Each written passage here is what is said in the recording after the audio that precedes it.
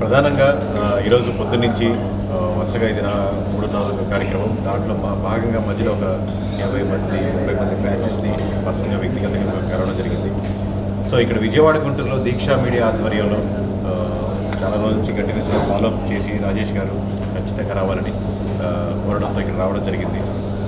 కేకే service నుంచి వచ్చిన number చాలామందికి ఆనందాన్ని లేదా చాలామందికి బాధను కలిగించినప్పటికీ కూడా ఖచ్చితంగా రాష్ట్ర వ్యాప్తంగా ఉన్నటువంటి తెలుగు వారికి ఒక అటెన్షన్ డ్రా చేసింది.